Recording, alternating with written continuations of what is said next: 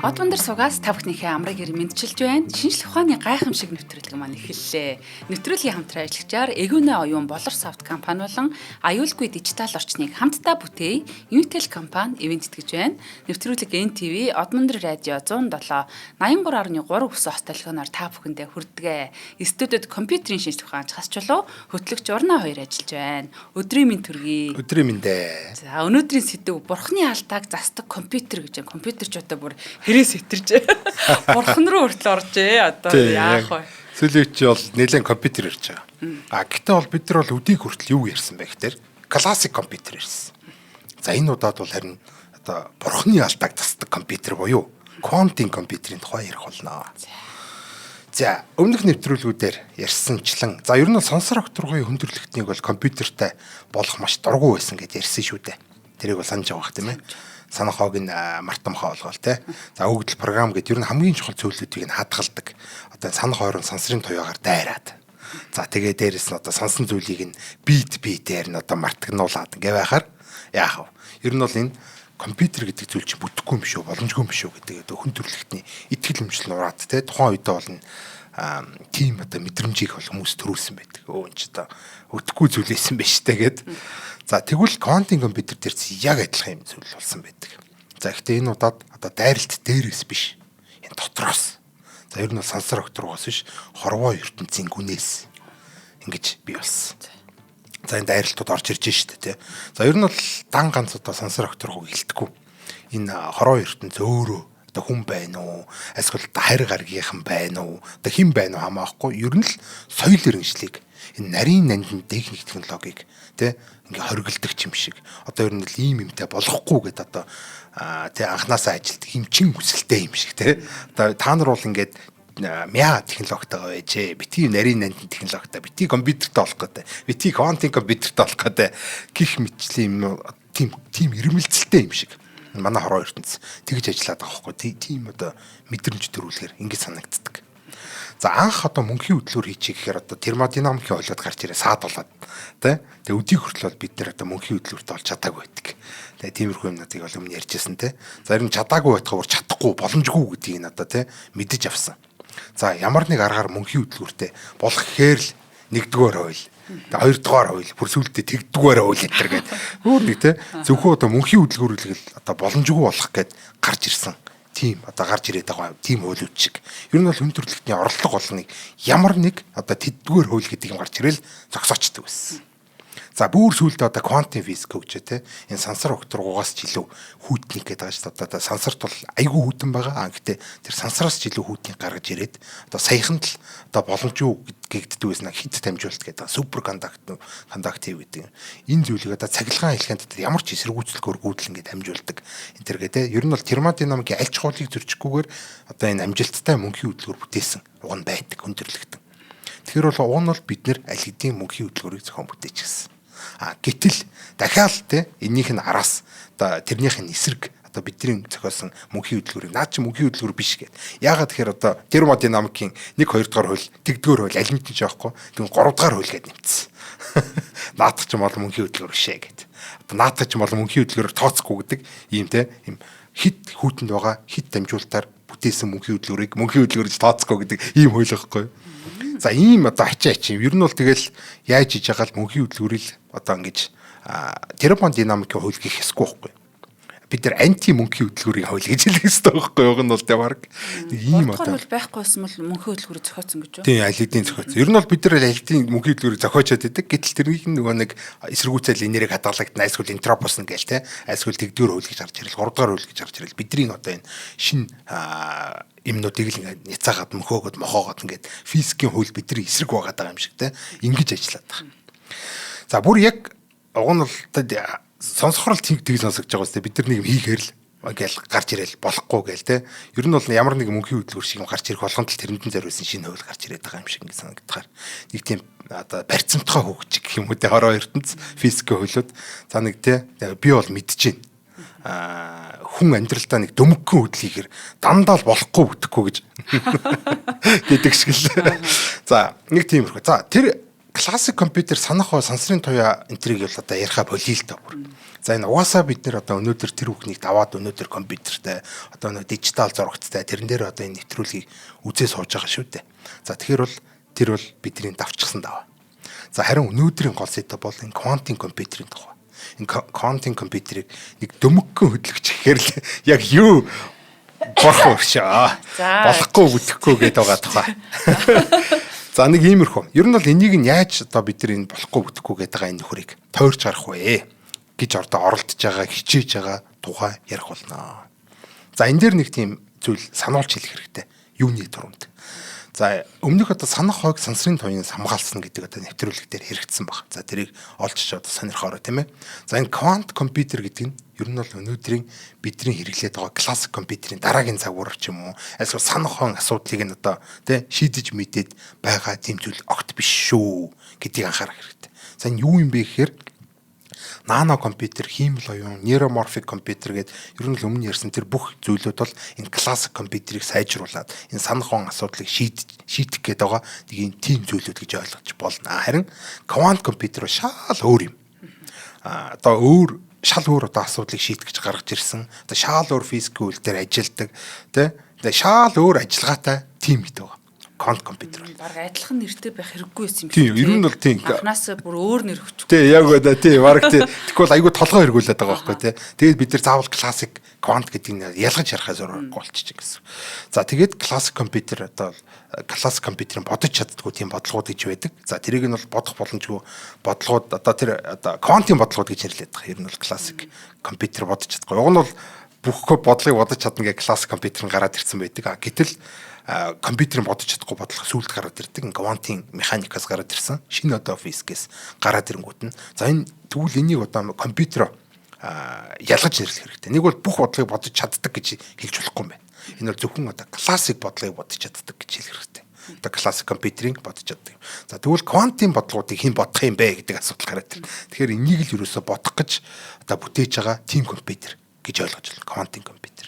За энийг бол сайн ойлгож авах хэрэгтэй. Бид нар бол классик компьютерийн бидний өнөөдөр ашиглаж байгаа компьютерийн дараагийн загварыг ярих гээгүй. Бид нар шал өөр бодлогооддаг компьютер ярих гэдэг байна гэсэн үг.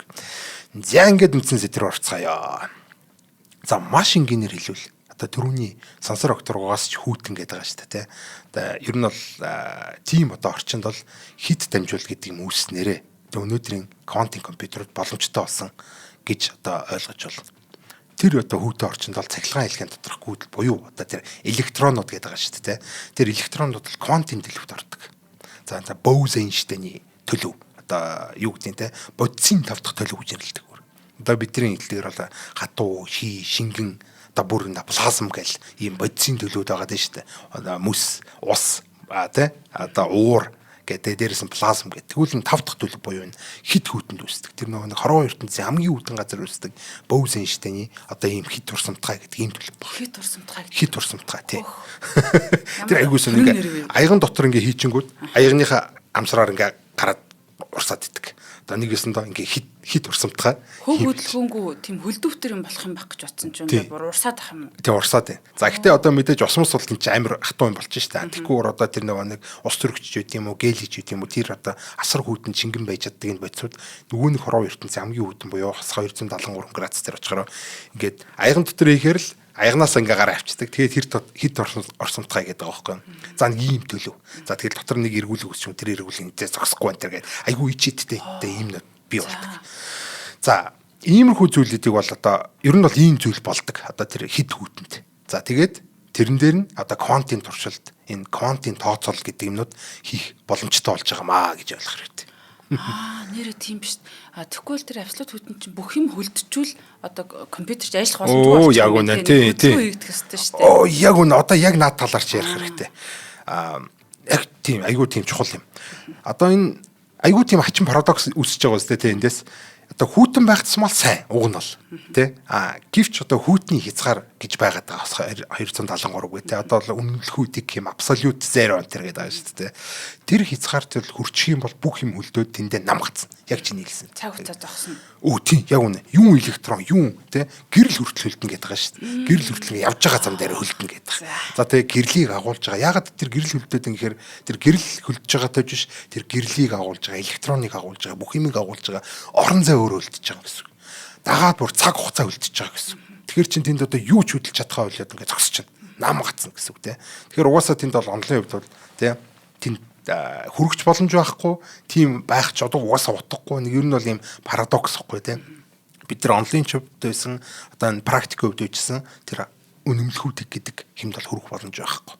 За тэгэхээр одоо хүүтэн байх тусмаа сайн гэхдээ тэг болгож хизээж чадахгүй гэсэн. Тэг рүү бол одоо хязгааргүй ойрхон байх хэрэгтэй л гэсэн үг шүү дээ тий. Тэг рүү төгөгдсөн сайн. Гэхдээ яг тэг дээр очиж бүх юм зогсно. За нэг иймэрхүүг ойлгочихлоо. За парадокс нь яг түрүүний урнагийн хэлдэг шиг тий. Тэгвчлэл тэнд одоо тодорхой хэмжээний температур байж л байгаа. За тэгэхээр одоо одоогийн квант компьютерүүд 10-аас 20 мили кельвин гэдэг юм тий. Мили кельвин гэхээр одоо энэ хасах 270 316 Цельс гэдэг. За уг нь бол нөгөө нэг алдарт үнэлэхүүдийг чинь болохоор хас 273-ны 15 байхгүй юу. Тэгэхээр одоо тэрнээс нь арай нэг жоохон юу л байна гэсэн үг те. Одоо ганцхан 0.1 одоо юу лээ тэг химээс ч баг 0.1 химээр химийн одоо юм зөрүүтэй те. Тэг химийн жоохон дайдалт юм байна. За тэнд шилэхгүй юм шиг нэг жоохон температур байгаа даа юм мили те. Ийм кельвин байгаа даа байхгүй те. Одоо мили Цельс байгаа даа байхгүй тэнд. Тэнгүүд тэр одоо температур бол квантын төлөвийг устгахад бол хангалттай гэж үзээд байгаа. Квантын төлөв одоо нэг юм хэд хүүтэнд бол ингээд электронууд квантын төлөвт орчлоо. Тэнгүүд бид нар тэрэн дээр квантын мэдээллийг хадгалах боломжтой болсон ч гэсэн нөгөө нэг жижигхэн температураас нь болоод тэр квантын төлөв нь алдагдчихад байгаа байхгүй юу. Тий. Тэгэхээр ерөөсөө энэ одоо нөгөө нэг квантын декохеренс гэдэг юм бол та. Одоо квант төлөв алдах классик төлөвтэй бол. Ингээр л одоо нөгөө квантын юугаа одоо юу гэдэг лээ бодлогоо бодож чадах байлаа тооцоолоо хийж чадвал квант төлөв нэг л алдчих юм бол классик бит болоо өрчин гэж ойлгож болно гэсэн үг тийм. За тэгэхээр бүх тооцоол туршилт ерөөсөө л тэгэл будаа байхгүй бол. За нэгэсэндээ квант компьютерийн бит буюу одоо кубит гэж нэрлэдэг байгаа. Квантын бит гэдэг байгаа шүү дээ. Энэ кубит нь бол температурт маш эмзэг. Ер нь бол савл хийвэл одоо хагарч утарч гэдэг энэ үнс үүрмэг болчих гэдэг нэг тийм хэврэг ид гэдээ ойлгочих болно. Яг л нэг тийм хагарна гэдэг анхааруулгатай нэг юм ачааг ийм шорон замаар тэрвэрлэх гээд байгаа юм шиг ойлгочих болж байгаа байхгүй тийм тэгшин зам гэж байхгүй дандаа шорон зам байгаа тэгвэл тэрэн дээр бид тэр ийм хагарна ийм эмзэг гэдэг ийм ачааг дээр нэг юм хундагны хагарцсан зурагтай тэмдэг өгдөн шүү дээ бараа одоо ачаанд fragile гэсэн. Тийм яг тийм fragile зүйл байхгүй. За өөр бас нэг хачирхалтай тал нь бол энэ квантын бит буюу кубит маань ер нь бол квантын төлөв гэдэг маань үзүүл үнс болчдаг тийм зүйл баг. Үзэж болдгоо. Үзэхээр л үнс болчдаг. Тийм зүйл. За нэгэсэндээ одоо юу гэсэн үг гэхээр квант физикт бол тийм ачирхалтай ер нь бол айгүй олон юм байгаа. Зөвхөн юм үзэхээр үнс болдог. Энэ тэрэгээс гадна. Одоо түрүүний сошиал ингээл хит турсамтгай гээл айлсгол нэг юм эргүүлчихээр ингээд зогсгоо байцдаг. Айлсгол одоо юм ер нь бол хүндрэлтний хувьд бол баг боломжгүй гэсэн тэр нөө хит дамжуул манжуул гэдэг огт эсэргүүцэлгүй мөнгө хөдөлгөөр энэ бүх юм одоо энэ квантын физик дээр учраас боломжтой болчихдог байхгүй. За эдний нэг нь бол одоо энэ үзүүл үнс болчихдог гэдэг байгаа зүйл. Маш олон зүйл байгаа. Гэхдээ тэднийх нь одоо цөөхөн л одоо энд гарч ирж байна. За ажиглалт хийх үед квант төлөв нь устдаад ер нь бол классик төлөвт орчдөг. Тэгэхээр бол те одоо хагарч бутардаг эмзэг хэврэг ачааг сэгсэрч дөргиж болохгүйгаас гадна. Тэгээд одоо онгойлгож харж болохгүй гэсэн бүр. Тэгэхээр тийм одоо те харж болохгүй тийм эмзэг ачаа авах нь шүү дээ. Сэгсэрч болохгүй, харж болохгүй ийм ачаа. Ажиглалтаар баталгаажаа зүйлийг баталгаатай ямар ч тийм болцоол гэсэн юм байна. Тийм наадах чинь бол квантын механик гэдэг байгаа шүү дээ. Яг зөв. За ийм хачин шалтгаанаар бол бидний өнөөдрийн классик компьютер дээр ашигладаг. Одоо ер нь бол өмнөх нэвтрүүлэг дээрсэн санахаа энэ тэрийг хамгаалдаг одоо битүүдийн алдааг засварладаг аргыг бол хэрэгжүүлэх боломжгүй болчдөг. За ийм одоо юу лээ энэ чинь нэг хагарч бутарчдаг үзэхээр үнс болчдөг ийм хөгийн хачин жигтэй одоо шалтгаануудаар одоо ингээд квантын одоо физикийн ихэн үед ер нь бол квантын компьютер бол хийгдэх боломжгүй юм шүү дээ гэдэг ийм үзэл бол маш давмгай эрдэмтдийн дунд маш давмгай байсан.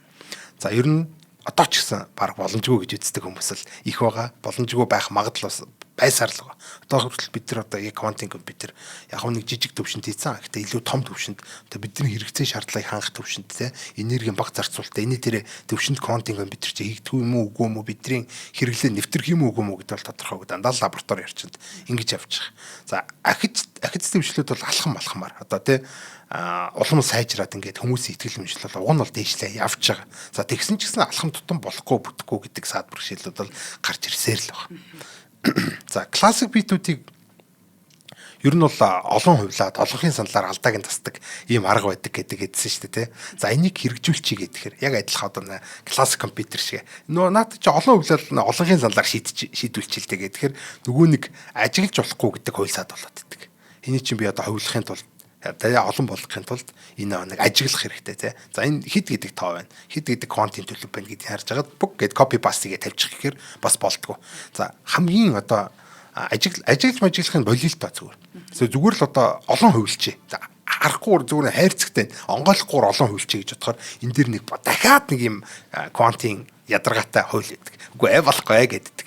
Тэр no cloning буюу одоо энэ хувилж болохгүй гэдэг юм дүрм байдаг. Квантын механикт. Бид нар одоо квантын төлөвийг хөвлж болдгоо. Хөвлөх боломжгүй. No cloning гэдэг. За тэгэхээр ерөөсөө квантын механик дээр бас л нөгөө нэг юм дөмгөн шиг хөдөлчих гэхээр дандаа л болохгүй бүтэхгүй гэж ингэж лай болж идэг. За энэ тэндээс сөн хөвлөд бүр хачин жигтэй ийм хөвлөд гарч ирээд ингээ саад болж идэг гэсэн. Үгүй болохгүй гэдэг ингээд идэг. За тэгэхээр айгүй тийм хэцүү болоо явчихж байгаа юм л да. За энийг бол no cloning гэдэг байгаа тий. За хэсэг хугацааны дараа хэдүүлээ төр завсарлаад тэгээд цааш нь үргэлжлүүлье. За энэ хооронд бол хэдүүлээ хамтран ажиллагч байгууллага танилцуулна. Энэ удаагийн хамтран ажиллагчаар болохоор Эвгүнэ оюун болон Болор софт компаниуд маань хамтран ажиллаж байгаа. За өнөөдрийн танилцуулах бүтээгдэхүүн бол энэ Болор дуран болон одоо энэ айгүй хөөрхөн Кимо гэдэг хиймэл оюун дээр суурилсан монгол хичээг рүү кириллээс монгол хичээг рүү хөрвүүлэгч ийм аппликейшн байна. За Болор дуранг бол манайхан надаар хэлүүлдэггүй мэднэ. За танихгүй байх юм бол spell check шүү дээ тий. Spell checker. За spell checker бол одоо Монголд бол одоо цорын ганц Болор дуран л хийдэг. Болор одоо софт компани маань л хийсэн байдаг. За энэ бол Болор дуран гэдэг юм бүтээгдэхүүн. За бидний сайн мэддэг, сайн ашигладаг, өдөр тутамдаа ингээд ашиглаад идэг энэ офисын програмууд байдаг тий. Word, Excel гэдэг програмууд дээр бид нар одоо плагин байдлаар суулгаад за тэгээ ерөөсөө монгол хэлний 150 сая үгийн одоо үүсмэл сантай ийм үүсмэл үгийн сантай ийм алдаа шалгачаар бид нар бүх үгнүүдэд бүх бичсэн одоо бичиг баримтуудаа тий өөрсдийнхөө одоо бичсэн юмнуудыг хянуулаад шалгуулад дээрэс нь одоо алдаатай үгнүүд дээр ямар үгнүүд яаж бичих хэвтэй. Одоо за окей алдаатайг нь мэдчихлээ гэхэд тэрнээс чинь тэгвэл ямар үг байх хэвтэй гэдгийг мэдэхгүй шүү дээ. Тэгээ за тэгвэл энэ алдаатай үгийг чинь ингэж засч болж ингээд хамгийн ойролцоо энэ үүсмэл үгнүүд. Одоо үүсмэл үгүүд чинь бол нэг үг бол хичнээн хувирна. За тэгэхээр тэр бүх хувирлууд ч одоо бүгдээрээ энэ сан дотор орсон. Одоо бидний алдаатай үг болгоныг засч өгөөд за тэрэн дээр нь ямар үг байх боломжтой, ямар алдаагүй үг байх боломжтой гэдгийг санал болгоно гэсэн. За тэгэхээр алдаа засах процессыг бол маш хэлбэрхэн болгож өгч байгаа. За энэ боломжийг бид нар ашиглахын тулд PC мол руу очоод энэ Болор дурангийн ийм физик гэдэг байгаа тийм ийм бит ийм лицензийг авах боломжтой. Үгүй бол одоо онлайн лицензийг авах боломжтой. Онлайн лицензийг авмаар авах юм бол энэ Spellcheck Segment гэдэг сайт руу ороод одоо бид нар чинь бол угаасаа л онлайнаар алдаагаа шалгах нь Spellcheck Segment гэдэг сайт руу ороод шалгадаг шүү дээ. За тэгэх юм бол тэр сайт руу ороод тэгээд онлайнаар лиценз судалдаж авах боломжтой байна. За онлайнаар нэгэн тодтолдоод авсан тохиолдолд одоо шууд ийш тийш очихгүйгээр те ингээд гэртээ ашиглах боломжтой. Гэхдээ PC мол руу очих юм бол хямдрал урамшуулттай байгаа шүү. За энийг ойлгох хэрэгтэй. Бас одоо дараагийн бүтээгдэхүүн болон Kimo гэдэг. Айгүй хөөрхөн аппликейшн. Энэ юуг шийддэг вэ гэхээр бид нар монгол хичээр бичихээр за нэгт монгол хичээ мэдхгүй нэг асуудал гарч байна. Тэгээ монгол хичээ үгийн сангаа мэдхгүй. Нөгөө нэг дөрмийн мэдхгүй. За нөгөө талд болохоор компьютер дээр үчих гэхээр бас ингээд болдгоо нэг юм асуудал байгаа тийм. Компьютерийн фонт, эсвэл компьютер дээр үчдэг юм эдитер гэх юм уу тийм засварлагч програмууд нь ерөөсөө ажилддаг юм. За тэгвэл энэ Kimo гэдэг аппликейшн одоо програм яадаг вэ гэхээр бид тэр кириллээр бичээд тэгээ шууд тэр нь монгол хичээр рүү хөрвчдөг юм зүйл. Тэгэхээр бид нар монгол хичийн үгийн сан энэ төр байх шаардлагагүй монгол хичийн дөрмийн тэ алдаа малдаа дөрмийн одоо энэ одоо юу гэдүүлээ дөрмийг мэдэх шаардлага байхгүйгээр шууд зүгээр мэддэг чаддаг кириллээрээ бичээл. За тэгэл ерөөсөө энэ Kimo-гоор хөрвүүлчихнэ. За тэгээ яг л монгол хичээр утсан юм шиг гараад. Битсэн юм шиг гэж угаасаа монгол хичээр гараад ирнэ. Тэгэхээр одоо өнөөдрийн одоо бидний хуулийн элдвийн үнцийн шаардлагууд байна шүү дээ тийм ээ. Тэрнээс ихсүүлээд одоо янз бүрийн график дизайн дээр ер нь бид нар монгол хичээр бичих шаардлагууд бол сүүлийн үед маш их гардаг болсон. За тэгвэл энэ фонтны асуудал, энэ техник технологийн асуудал, бүх програм хангамжийн асуудлуудыг хиймэл оюунаар энэ Kimo аппликейшн шийдсэн байна. За тэгэхээр Kimo аппликейшнаа татаж авч ашиглах боломжтой. За ангийн талд мэдээж бас одоо худалдаж авна. Худалдаж авахдаа бол бид нар Kimo.mngl.net гэдэг сайт руу ороод онлайнаар авчих боломжтой. Үгүй бол бас яг түрүүний одоо манай болор дуран шиг яг PC мол руу очоод хямдралтай үнээр бит лицензийг авах боломжтой байгаа шүү. За тэгэхээр болор дуран болон одоо энэ Kimo аппликейшнтай ашиглаад Монгол гэрэл хвчээрээ алдаагүй зүг бичээд за битсэн гэрэл хвчээ Монгол хичээгрөө ямар ч асуудалгүй хиймэл оюунаар хөрвүүлээрэ манайхаа. Зөв бичих бол маш чухал. Одоо хэдийгээр кирилл бичиг манай одоо анхны их юм уу те тийм бичиг биш ч гэсэн нэгэн л монгол хэлний дүрм журм гэдээ байгаа учраас энийг бид нар мөрдөх ер нь ёстой. Одоо энэ хуулиа дагаж амьдрна гэдэг шиг хэл бичиг дээрээ ч гэсэн мөрдөх ёстой. Гэхдээ энийг одоо хичнээн одоо зөв бичдэг байсан ч гэсэн бас зарим үгэн дээр одоо сүлжмэл гэдэг үгийг сүлжимэл гэх юм уу те сүлжмэл гэх юм уу те ингээд маш олон хүнээс асуудаг ч юм уу те нэг баахан ном эргүүлээд идэх ч юм уу энэ асуудлыг чинь маш хэлбэр маш хурдан аргаар ингээд шийдэж өгч байгаа. За тэгээд энэ чи эргээгээд бидэнд өвлөгдөж байгаа бидний улсын оюун ухаан одоо өв соёл бичиг байгаа учраас те дагахаас арга байхгүй. За энэ бол маш одоо хүмүүст хэрэгтэй юм зүйл яа. Их баярлалаа. Тий. Би бол яг үннийг хэлэхэд бол кириллэгчд айгүй дургу. Тий. Тэгээ маш дургу. Тэгээ баг хөдөлчөнд бол алдаатай бичвэр санагддаг. Гэхдээ биш те. Угаасаа бид нар хүссэн үсээгөө бидний хууль дүрм, бидний гэрээ хилцээр бүх юмнууд одоо энэ ажил те энэ ажлын одоо юу гэдэг тайлан майлан гэдэг бүх юмнууд ч угаасаа монгол хэл дээр гэрэл хичээр л явагдаж байна. За тэгэхээр бид нар одоо тэгээ би одоо кирилл бичих дурггүй гэдээ одоо ингэ те алдаатай гэрээ хийж болохгүй. Би кирилл бичих дурггүй гэдээ алдаатай одоо ийм хууль байж болохгүй шүү дээ. Тийм болохоор энэ кирилл бичгийн хичнээн ядаргаатай хичнээн хэцүү ч гэсэн тэр цэм одоо тийм болон 68 ийм хөлбөр зүүн кирилл бичгийн дүрм бүрм гэдэг ийм тогтооход хэцүү болохоор бидэрт болор дурам заавал хэрэг болж байгаа байхгүй тий. Ер нь бол Монгол кирилл бичгээр бол тий гэж алдаагүй ч нэгтгэл бараг боломжгүй зүйл дээ. Тий. Тэгэхээр заавал болор дурмгаа татж авч ашиглаарай. Та одоо тий алдаагүй бичлээ гэж бодож байгаа ч гэсэн тэр чинь бол заавал алдаа байдаг. За монгол бичиг бол угаасаа яг жинхэнэ хэл соёлын хувьд бол бидний өв соёлыг яг ингэ хадгалж үлдэж байгаа. Энэ компьютерийн ирэн үед те ингэж өвлөж ингэж өргөлжлүүлж богиалж байгаа энэ аппликейшн бол яалтчгүй Kimo гэдэг аппликейшн байна. За баярлалаа. За түрүү no cloning гэдэг теоремын дагуу бол угаасаа контулыг хөвлж болдгоо гэдэг нэг хөвл байна. За тэр классик компьютерийн битүүдийг бид нар те шуудлан гэл ховлал ингээд олшруулад алдааг нь шалгацдаг ийм боломжийг шууд тэр чигт нь хаачиж байгаа. Тэгээс нь компьютер үед бол бид нар яг энэ аргыг хэрэглэх боломжгүй гэсэн. За ховлж болдог байлаа ч гэсэн. Ер нь бол те конт алгоритмыг одоо энэ төгсгөл хүртэл алдаа нь аль хэдийн одоо олгохын саналыг авах хэмжээнд хүрсэн байдаг. Одоо нэгэсэндээ бид нар одоо 3 хувиллаа гэж үтэй л та. 3 хувилангууд нэг нь одоо эн чинь буруу болчихоор нөгөө хоёроор нэг харж агаад нёгийгээ засан штэ.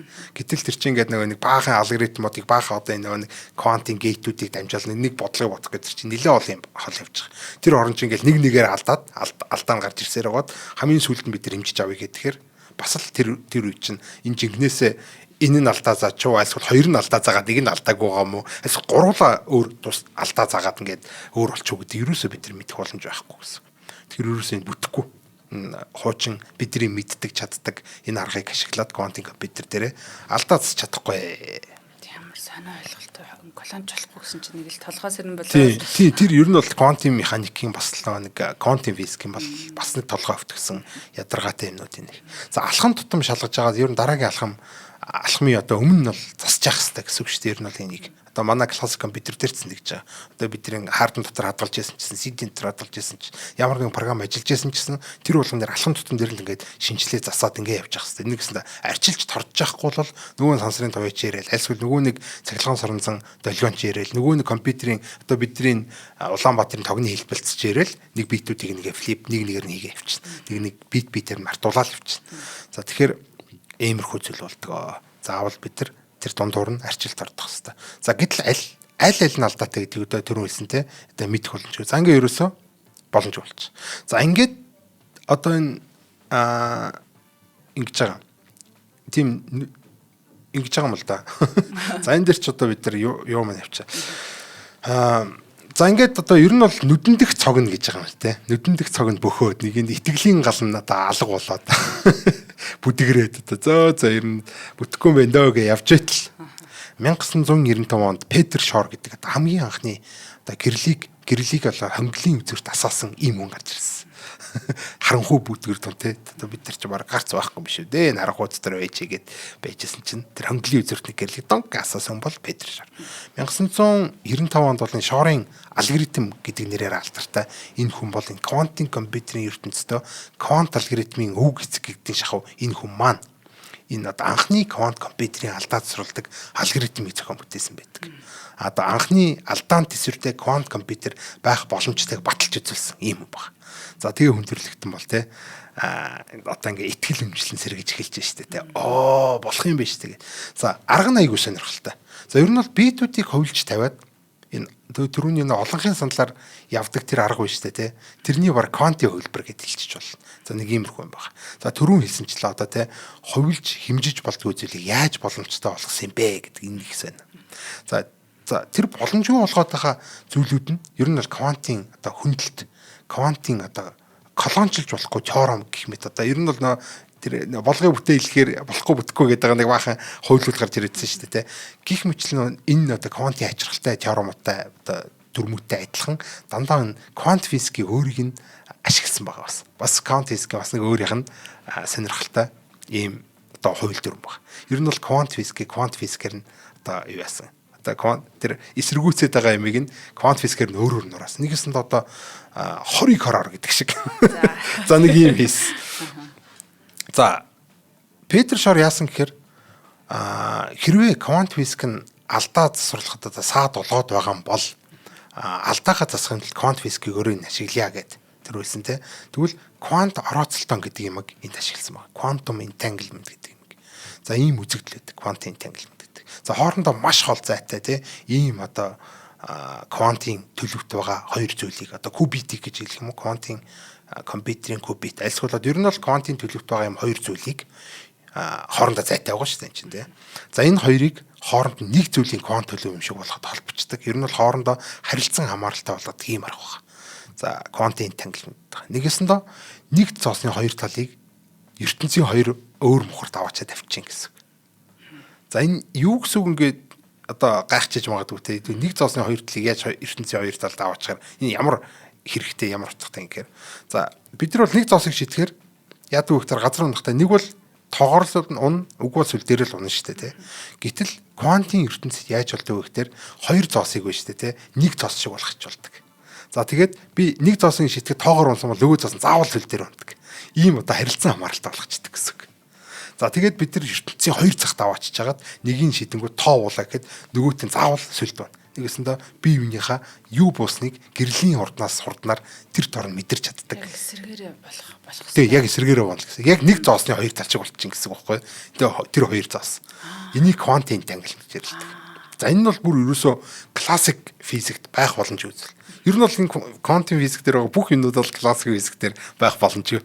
Харин тий одоо би энд нэг цэцэг тарилаа гэхдээ энд гоё урууч ивэл нөгөөтг маань заавал өөхөх ёстой. Тий тэр хоёр ургамал ч одоо тэр хоёр цэцэг чи хоорондоо юутай болоо. Entangle орооцолтсон бол тэгнэ гэдэг.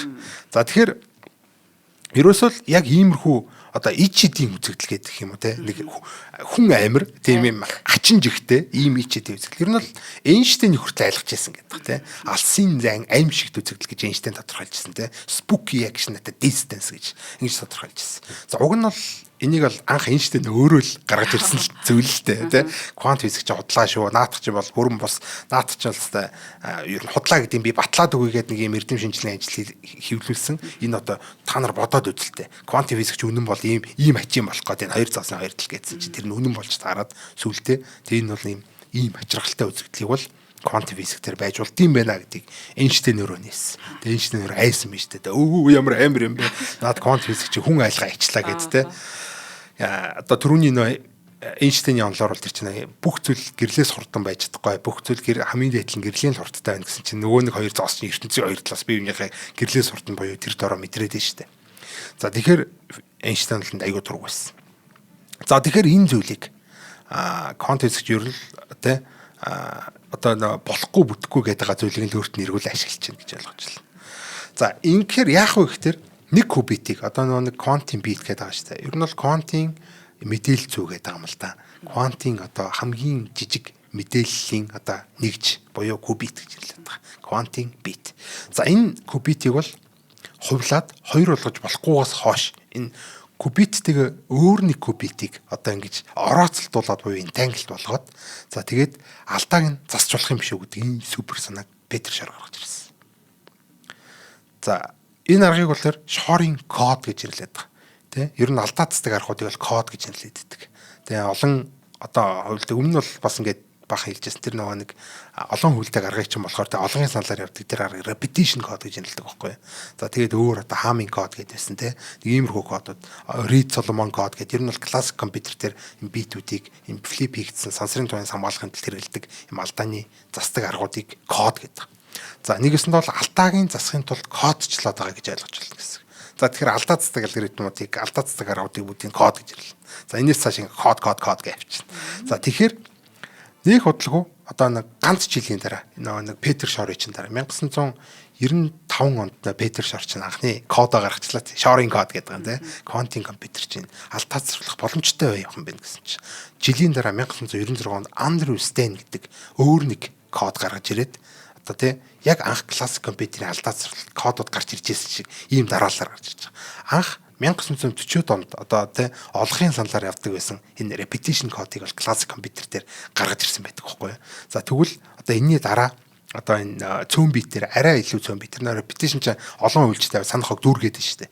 Тэгвэл илүү цөөхөн битээр илүү олон битийг ингэж харгалзуулж хянуулж болдог энэ Hamming code гэдэг гарч ирсэн байдаг. Яг энтэй адилхан ерөөсөө эхлээ Шорын код яг гарч ирсэн. Ер нь яг repetition code-тай адилхан байхгүй. Одоо нөгөө нэг олонхын саналтай төстэй. Олонхын санал гэдэг аргыг л ер нь бол quantum computer-ийн хувилбар гэдээ ойлгож байна. За тэгсэн чинь яг тэрнийхэн дараа яг л энэ classic computer-ийн дараалалаар хөгжлийн дараалалаар яваад шүү дээ.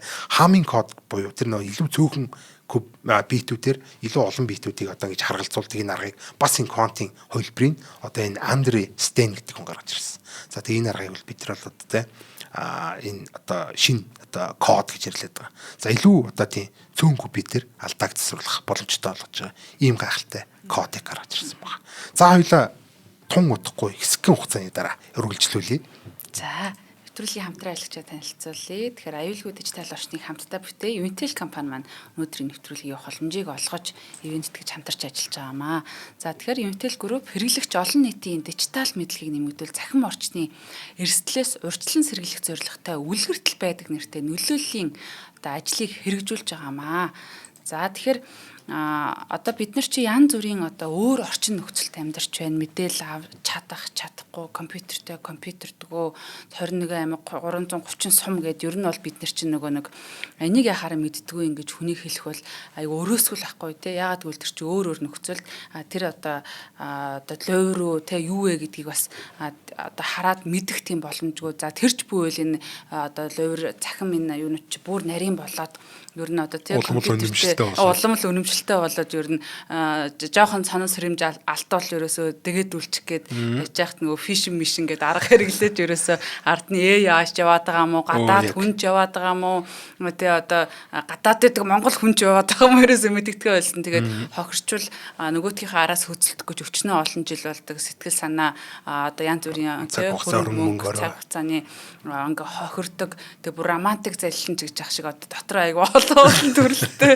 ийм зүйл яваад тэгээд өмнө чи одоо нөгөө автобусанд 3 суухт 2-д нь суулулцдаг бас байсан цаг үед бид нар бас амьдарч байсан тий. За тэгсэн чи одоо энэ чи эсэргээрээ нөгөө цахим руу ороод одоо цахимын одоо энэ залилын хэрэг бол ингээд өдрөөс өдөрт бүр ингээд яг ингээд эсэргээр ингээд улам өсөд байгаа маш олон хүмүүс энийг мэдэхгүй бол бас хохироод байна. Тэгэхээр өнөөдөр нэг ийм мэдээлэл сэрэмжлүүлэг авсан хүн чинь маргааш бас яг тийм зүйл тулгархад хөөе чи юу лээ өчтөр чинь гэдээ бас тий ингээд ийм ажлууд ер нь их чухал байдаг хүн хэлхээс нааш гэдэг шиг. За тэгэхээр одоо Unitel-ийнхэн маань бол цахим орчин орчинд одоо нөгөө хэлбэр аргаар мөнгөтэй болгох, хөрөнгө оруулбал одоо илүү хурдан ашиг олно ч гэдэм үү.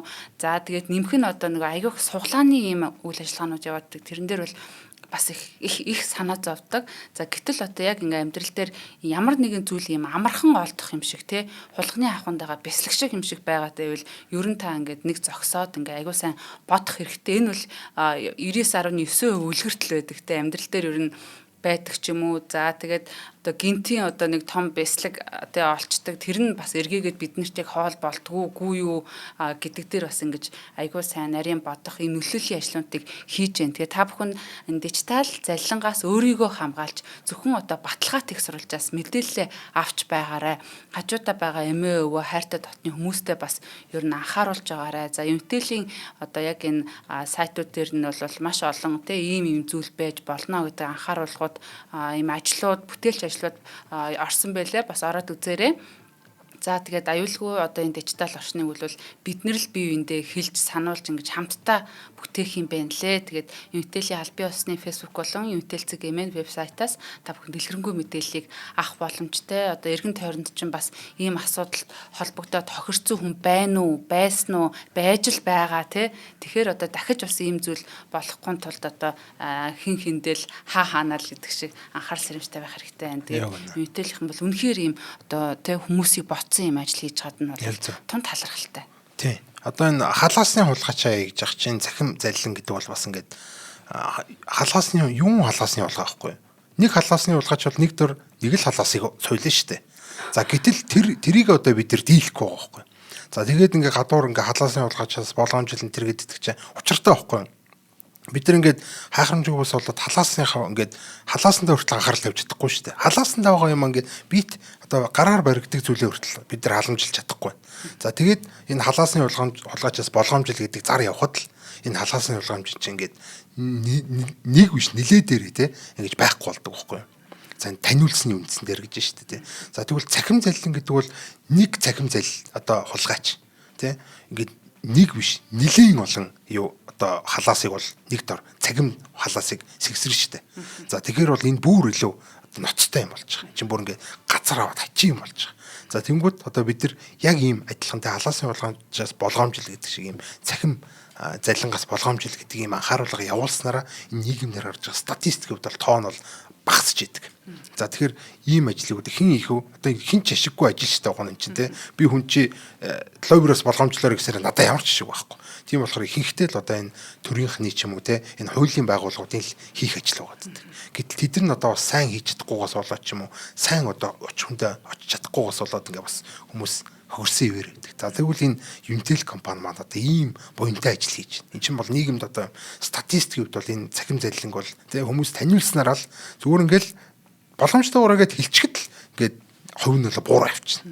За тэгэхээр ийм мундаг гоё ажил хийж байгаа гэдэг бол энэ Unitel бол нийгэмд маш тустай юм хийж байна. Маш их баярлалаа.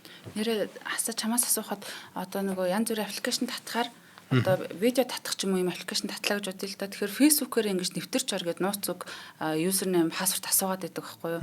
Энэ ер нь хэр зэрэг аюултай вэ? Тийм тэгэл одоо нөгөө нэг хаягаа шалгахаас эхэлнэ шүү дээ. За Facebook.com гэдэг хаяг мөн байна уу?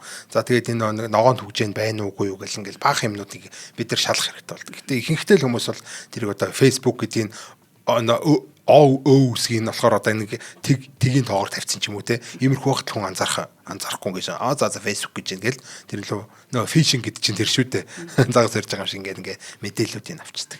Тэгэхээр бол боломжтой. Тэгэхээр айгүй л нягт нямбал байх хэрэгтэй гэсэн. Дэлгэхгүй те. Тэгээд дими юмнуудаас бол холхон л байх хэрэгтэй те. Үнгөө альсгуулан сайхан харагдаж байгаа юм байх юм бол нэг бол хараад Ингээл бол бүр зүгээр тиймэрхүү юм байх юм бол хайчих. Жинхэнэ байсан ч авахтай тэг хайчих. Гэтэ жинхэнэ байх магадлал нь тэр хідээ өглөө тэр чи 99.9 гэхэр чи үлдсэн ганцхан хувь нь одоо юу юм бэ тэр чи 0.1% юм уу те 0.1 ганцхан хувьд одоо ингэж юу яагаад одоо ингээд өлөнтөж жагаад 99.9%-ийнхаа хөрөнгийг алдах гэдэг шүү дээ. Тэгэхээр тэр чин шал утгагүй юм байхгүй. Тий зүгээр л ийм хүмүүнүүдээс л холхоо авчих хэрэгтэй. Нягтлаад ах шаардлага байхгүй бас. Алгас гэдэг байгаа шүү дээ. За баярлаа.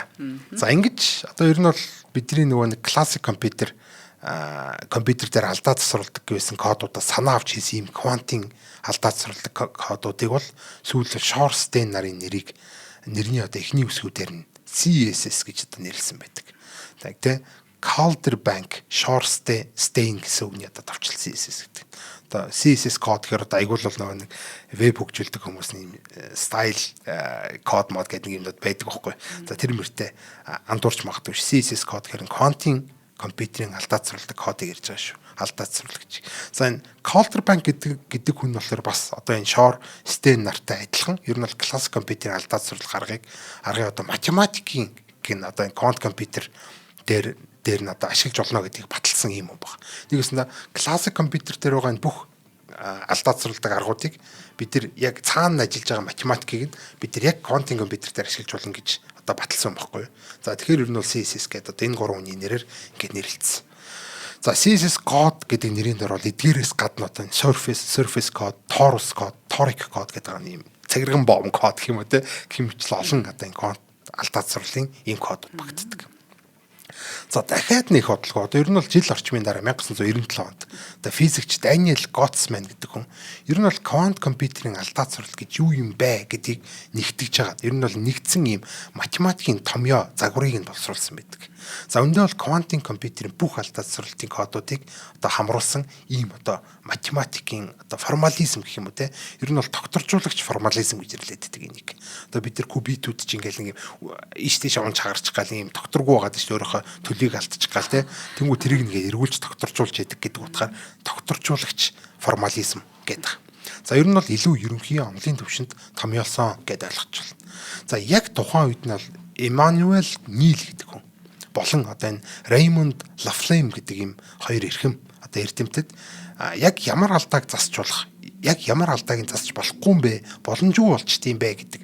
Одоо энэ одоо зааг ялгааг нь ялгаж зааглаж өгсөн юм байдаг. За тэрийг нь болохоор Newell Laflamme-ийн одоо нөхцөл гэж нэрлэдэг. Одоо нөхцөл босгох гэх юм уу те. За энэ нөхцөл хангагдсан бол засчулнаа. Энэ нөхцөл хангагдаагүй байх юм бол засах ямар ч боломжгүй болчихж байгаа. Нэгсэндээ энээс л хэтэрсэн байх юм бол за наадхаа март те. Наа чи одоо ингээд устцсан эргүүл сэргээх докторжуулах ямар ч боломжгүй болчихж байна. За ерөөсөө л одоо квант алдаацруулалтын босхийг тогтоосон гэж ойлгож байна те. За нэг ийм босго байна гэх энээс дээр байх хэрэгтэй. Одоо доор байх хэрэгтэй гэх юм уу те. Нэг иймэрхүү босго. За үүнээс нь бол квантын босго гэдэг теорем гарч ирж байгаа. Тийм одоо нэг quantum threshold гэдэг threshold теорем гэж нэрлэдэг. За хэрвээ quantum компьютерийн алдаацруулалтын босго нь өндөр байгаад байх юм бол одоо зүгээр л хяналт шалгалтын компьютерийнхаа тоог нэгсгэж л болно. Нэгсэнд одоо бид нар нэг quantum компьютерийг гэсэн чинь босго утга нь ийм байгаад байх юм бол бид нар нөгөө нэг алдаа газруулах нь компьютер л олон болгож чадвал. Нэг хяналтын компьютер гэдэг байгаа шүү дээ, тэ. Одоо манай компьютерийг харгалзаж яадаг, тэ. За даа нар алдаа гаргачихгүй гэдээ харгалзаж яадаг нэг компьютер. Ер нь бол харгалздаг одоо хяналтын компьютер. Алдаацсах хад зориулсан. Одоо бидний мэдээлэл зөөхөд биш, алдааг засварлах зориулж одоо нэмсэн энэ компьютер гэсэн үг. За эдрийг бол зүгээр тоог нь олон болгоодох юм бол бид нар ямар ч босхийг давж чадна гэдэг. Тэгвэл quantum компьютер бол бид нар хүсэх юм бол энэ бол боломжтой гэдгийг л одоо гаргаж ирж байна шүү дээ. За нэг юм эс. За ингээд хүндрэлтэн 90-ад оны сүүлээр квант компьютертэй болж болох юм байна гэдэг одоо энэ те хонглын үзүрдэг гэрлэн дотороод ингээд сайхан те гэрэлгээгээ одоо бэлгсэн цоо шин ертөнцлөө орж ирж байна. Ер нь бол одоо ихтгэл найдвараар дүүрэн одоо шин мянгантайгаа залгаж байна гэж ойлгож байна. За ингэж авсараад 2023 шууд те 2000 онд өнгөж гарангуудаа гэнт 2023 арчлал гарлаатаа гэж бодсон. Шууд одоо үед. Тэнд бол тест том юм болчих. За 2023 онд бол Google-ийн одоо quantum компьютерийн судалгааны Quantum AI Lab гэж байдаг. Quantum одоо хиймэл оюуны лаборатори гэх юм уу те. За тэд нар болохоор бид нар бол босго утыг давчлаа гэдэг ийм сөржин мэдээллийг бол гаргасан. За тухайд бол тэдний хийж үзүүлжсэн тэр зүйл нь шинээр одоо ашиглагдсан. Энэ quantum компьютерийн алдаацруулах арга нь кубитийн тоо хэсэг тусам илүү сайжирч байна гэдгийг ингэж үзүүлсэн. За өмнө нь бол тулгарч байсан маш том алдаа байсан. Одоо асуудал байсан. За тэр нь юу юм гэхээр цөөхөн кубитийн үед алдаацруулах аргууд нь дажгүй сайн ажиллаж байгаа. Ажиллаад болоод байна. Гэхдээ энэ кубитийн тоо нэмэгдэх тусам нөгөө нэг алдаанууд нь илүү их гарч ирээд байна гэдэг юм. Одоо нэгсээ босго нь кубитийн тоо нэмэгдэх тусам ингээд ихсээдсэн гэсэн үг. За тэнгууд за энэ ер нь бол эвгүүдчлээ. Ягаад гэх юм бол бид нар өшөө илүү олон кубиттэй болохын тулд өшөө илүү олон ийм одоо хяналтын бит одоо хэрэг болох гэдэг нь шүү дээ тий. За. Тэгээ алдаагаа одоо багасгахын тулд тэгэхээр одоо ирээдүй бол бүр ингээд тий бүр ингээд бидэрт хэрэгтэй тэр квантын компьютерийг хинтэл бид нар илүү болон хэдэн 100%, хэдэн мянган кубиттэй компьютерийг хэрэгтэй. Гэтэл 100 кубитийг бол бид нар нэг юм тэгээ 200 кубитээр хянуулж болж исэн чинь одоо 1000 кубитийг бол бид нар сая кубитээр хянуулах хэрэгтэй гэдэг ч юм уу. Харилцан хамааралтай бүгд өсчээ. Тийм. Тэгээд тэг яах харин тий харилцан хамааралтай бас өсөхгүй байгаа. Тэр чинь бүр ингээд юм экспоненциалаар өсөж байгаа байхгүй. Тооны хэсгэд энэ нэг бидний ашиглах кубит ингээд шугамн байдлаар өсөж байгаа. Нөгөөт нь бүр ингээд логарифм байдлаар өсөж байгаа байхгүй. Тэгэхээр одоо эн чинь логарифм гэж одоо нэг юу геометр прогрессор өсөж байгаа гэсэн.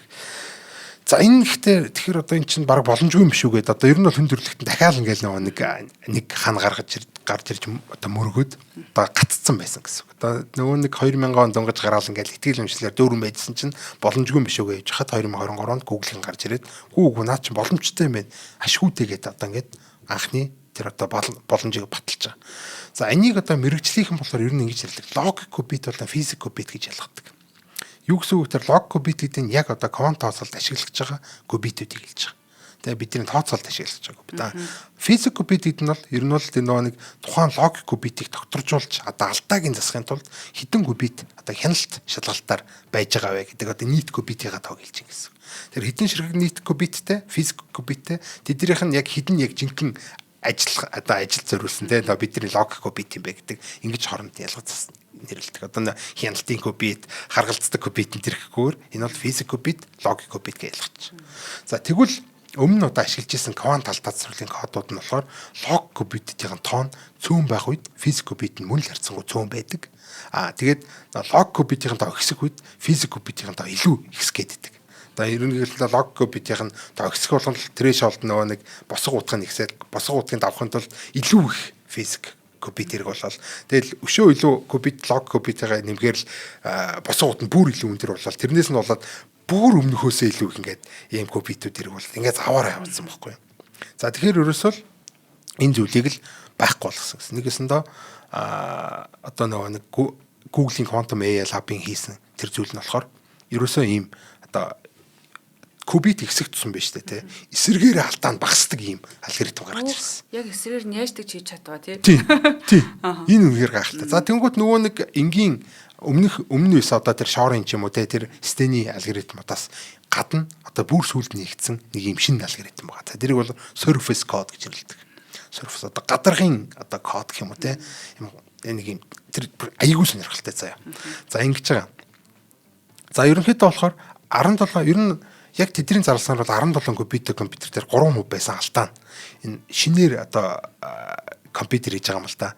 Шинэ квантын компьютер гээд Sycamore гэдэг 17 кубиттэй компьютер гээд тэрнийгээ дараагийн цагаар 49 кубиттэй компьютер гэсэн байхгүй. Тэгээд 49 кубитээр алдаа нь 2.9% болоо буурсан. Энэ surface code гэдэг алдаа засварлалтыг ашигласан чинь. За тэгэхээр нэг өмнө нь тулгараадсан бид нар боломжгүй юм шүү гэдэг байсан алдаагч нь одоо ингэ засч чинь гэсэн. За ер нь бол классик компьютертэй зөвлөх нь хаамын кодтай адилхан гэж ойлгож байна. Хаамын код гэдэг нь яг адилхан байхгүй юу? Repetition буюу одоо олонхын санал гэдэг аргач юм болохоор бид нар бүх битүүдэд 3 хувлаад нэгэсэндээ бит болгон дээр зориулсан 2 хяналтын битүүд байгаа гэсэн байхгүй юу? Тангл хийгээд үгүй нөө классик нь. Классик хаамын код гэдэг. Ингээд санах хог ингээ 3 дахин ихсгээд те. Тэгээ ингээ ядаргаатайдсан. Тэгвэл хаамын код гэдэг нь болохоор одоо бид нар нэг юм 16 битэд одоо 4 бит байлаа гэж хэлээ л та. Тэгэх бол тэр 2хан битээр одоо хянуулна. 8 бит байхад 3хан битээр хянуулна. За нэгэсэнд одоо те хяналтын кубит нь одоо нэгэсэнд энгийн лог кубит нь 2 дахин кубит гинэ. Энгийн бит нь 2 дахин өсөж хахад хяналтын бит нь одоо 1 дахин л нэгээр л өсдөг. Нэг ийм зүйл байхгүй. За 16 битийг 4 бит харгалзаж хахад 32 битийг 5хан бит харгалзах чинь тэгээд битийн тоо хэсэг тусам хяналтын битийн тоо багасаад идэг ийм одоо лаг алдартай алгоритм. Яг энтэй адилхан гэсэн Quantum AI Lab-ын ашигласан surface code гэдэг нь яг энтэй адилхан юм байна. Бидний квантын бит ихсэх тусам энэ surface code гэдэг бол алдаа нь илүү багасаад илүү цөөхөн кубитүүдээр бид нар энэ нөгөө нэг логик битүүд кубитүүдийг хянуулах боломжтой болж байгаа. Тийм гайхалтай. За хяналтын кубитүүд нь өгөгдлийн одоо кубитүүдийг одоо хянахтаа одоо огт одоо хөндөж болохгүй ийм зарчим байна. одоо нэгэсэнд одоо хайрцгийг нь онгойлгож харж болохгүй гэдэг нэг юм зарчим байгаа шүү дээ. Гэсэн ерний хянана гэдэг байгаа шүү. Тий. Тэгэхдээ яаж хянаад байгаа гэдэг юм асуудал гарч. За зүгээр л одоо хооронд нь харьцуулаад үзчихдэг энэ зөв арга. За тэгээд аль нэг нь өөрчлөгдсөн бол засах хэвээр. Одоо нэг юм хяналтын кубитийг тойроод 4 хөгдлийн кубитэд байж байгаа. Одоо нэгэсэнд ингээ ойлгочулна. Ийм латис гэж нэрлэдэг байгаа юм бол тийм шатрын нүчийг дөрвөлжин хэсгүүд хуваачиж байгаа. За тэнгуүтээ тэрэн дээр нэг шатрын нүдний чинь ийм уулзуур шатрын нүд болгон дээр нэг кубитүүд байрлана. За тэнгуүтээ уулзуур биш үү те нүдүүдний уулзуур болгон дээр хяналтын кубитүүд нь байрлана.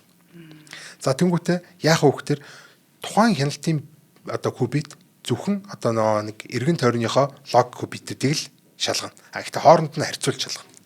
Тэгээ ерөөсөө хүндэхгүй гэсэн үг шүү дээ те. За энэ дөрөв хоорондоо одоо эргэн тойрныхоо 4 кубитэл харьж байгаа. Энэ дөрөв хоорондоо яг адилхан байна уу гэдгийг шалгаж. Тэгээд нөгөө бусд бүх одоо тэр уулзрууд дээр байгаа хяналтын кубитүүд дахиад эргэн тойрныхоо дөрвүүдийг шалгаад ингээл яваад байдаг. За тэг ямар нэг алдаа илэрх юм бол нөгөө нэг гуравтай харьцуулаад ингээд тавиад байна гэсэн үг шүү дээ те. За тэгэхээр нэг кубит 4 кубитийг одоо шалгаж байна. Гэхдээ нэг лог кубитийг 4 бас одоо бит кубит одоо хянаж гин гэдэг ч юм уу те.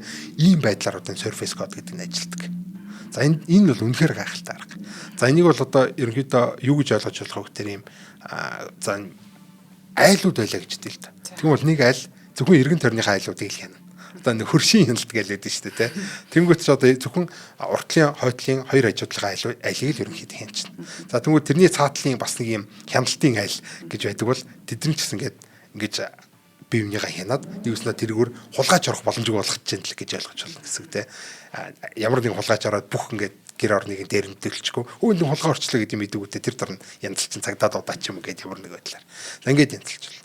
За гэтэл энэ дээр нэг амар эмзэг цэгүүд байгаа. Тэр бол яг нэг шатрын үлэг шиг хуваацсан гэдэг байгаа шүү дээ. Тэгвэл яг захын айлууд байхгүй юу? За тийм. Яг захын айлууд surface. Тий. За. Гадаргын одоо захууд байхгүй тий. Гадаргын захих чинь болохоор нэг нь болохоор баг нёгийгээ хянах гээд байгаа байхгүй юу? Булангийнх бол. Тий. Уг нь нэг нь дөрвийг хянаж байгаа шүү дээ. Тий. Нэг нь дөрвийг алж айлсгүй айлууд дөрвөн одоо хянагчид хянуулж байгаа шүү дээ. Тэгээ найдвартай байгаа даа шүү дээ. Гэтэл захад байгаа нэг нөхөр бол эрмэгт байгаа нэг нөхөр бол гурван нөхрөөр хянуулах гэдэг байна. За бүр болонд байгаа нэг нөхөр бол ганцхан нөхрөөр хянуулах гэдэг байгаа байхгүй юу? За тэнгууд энэ дээр энүүгээр нь надад хамаг алдаанууд гараад одоо ингэ нэгсэн та боломжгүй болгочих гэсэн. За тэгсэн чинь юу болсон бэ гэхээр 2000 одоо энэ ер нь бол энэ surface code гэдэг арга бол аль дээрүүд нээсэн байсан. 1998 онд нээсэн байсан. За тэгээ 2023 онд л одоо ингэ бодит quantum computer тийм Google-ийн Quantum AI Lab одоо дорч үзүүллээ шүү дээ. За тэгвэл энэний дараа нь гарч ирсэн энэ Toric code гэж байдаг. Tor одоо нөө юу цагирган боовны код гэх юм уу те ийм цагирган боов. Энэ бас бүр сөвлөсөн. Нөө захын булангийн айлууд байна шүү дээ. Энэ кубитүүдийг хянах аргыг болсон. За яаж хянаж байгаа вэ гэхээр хэрвээ захын хяналтын нэг одоо кубит авах юм бол одоо дээдлийн захт байгаа нэг кубит авах юм бол хяналтын кубит авах юм бол доотлынхаа кубитийг шалгах. Харин цагирган боов болчихоор чи ингэж зах гэж байхгүй. Тийм зах гэж байхгүй болчих واخхой. Хэрвээ доотлын одоо захт байгаа нэг айл авах юм бол дээдлийн кубит нь тэрийг хянчихна. Баруун захт авах юм бол зүүн захыгаа, зүүн захт авах бол баруун захыгаа ингээд.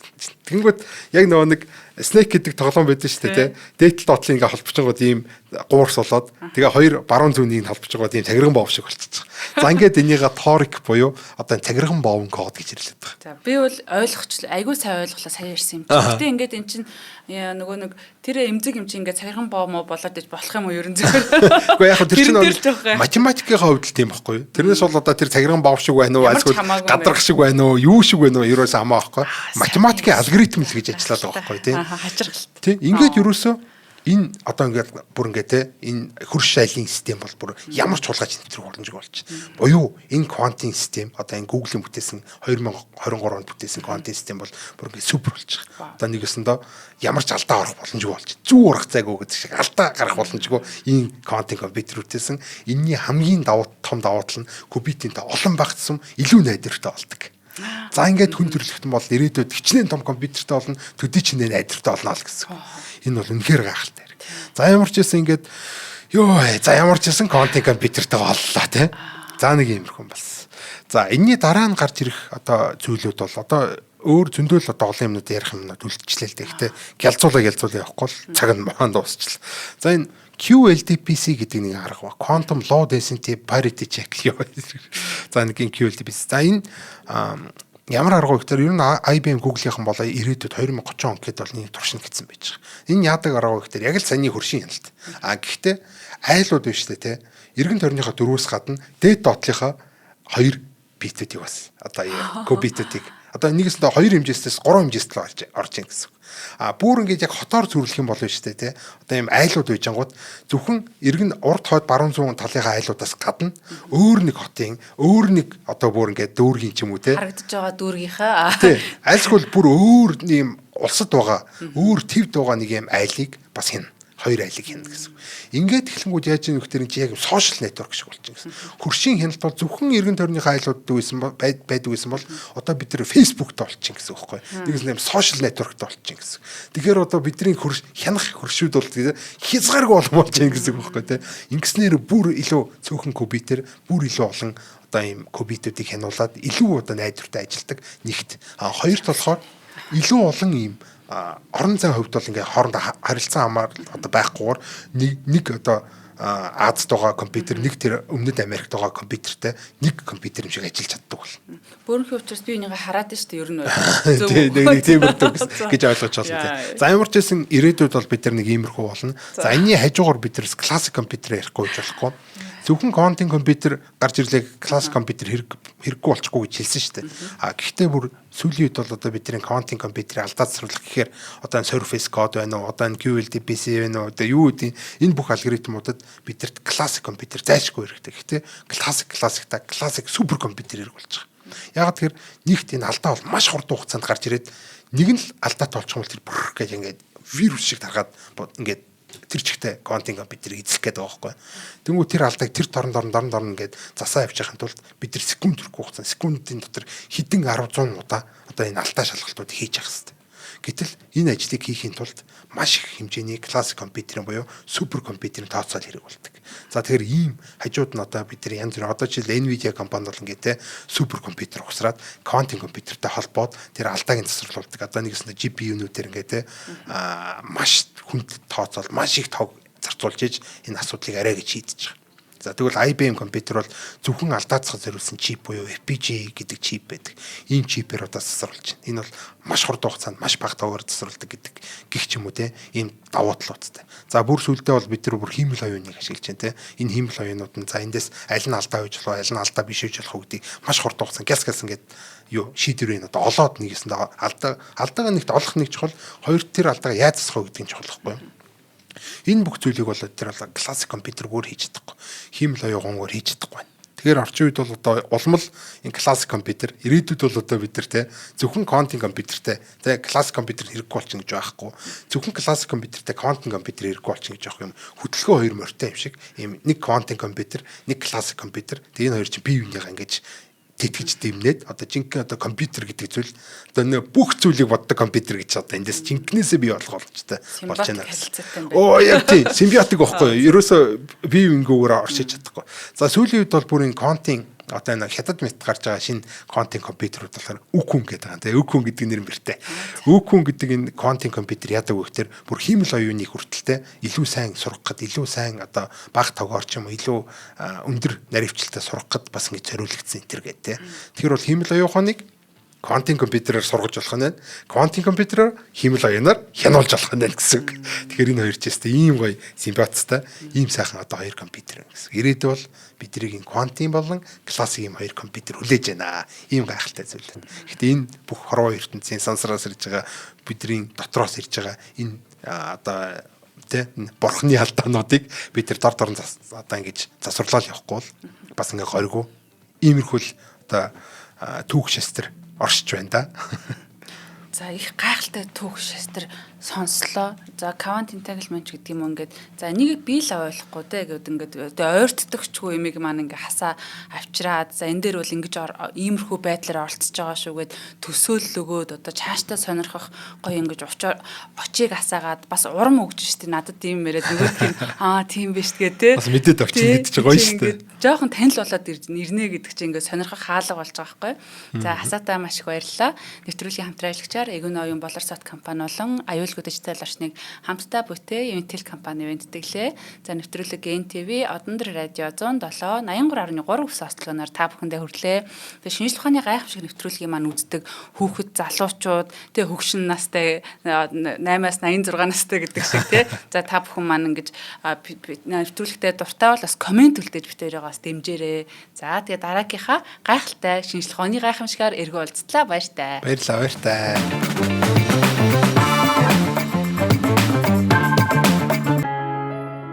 Нэвтрүүлгийг хүлээн авсан Нарны аймгийн монголчуудтай баярлалаа. Одмондөр сувг нь энэ мэдчлэн таны мэдхүйн мянган нэвтрүүлгийг 2026 оны 7 сарын 1 хүртэл та бүхэндээ хүргэх юм. Их хэлээрээ шинжлэх ухаан танин мэдхүйг түгээхийн үлсэд нэгтгэх хүсвэл та бидэнд хандив өгөх боломжтой. Жилдээ ганцхан удаа 100,000 төгрөгөөр биднийг дэмжснээр шинжлэх ухаан танин мэдхүйг түгээх энэ үйл хэрэг амжилттай үргэлжлэх юм. Одмондөр нэр дээрх Удааглын банкны дансгаа 4191 Тэг 4518. Та 100,000 төгрөгөөр шилжүүлэхдээ гүйлгийн утга дээр нь өөрийн нэр болон утасны дугаараа заавал бичээрэй. 100,000 төгрөг хандалснаар Одмондөр сувгийн алтан гишүүн болох юм а. Шинжлэх ухаан танин мэдхгүй Монголд ялах болтугай.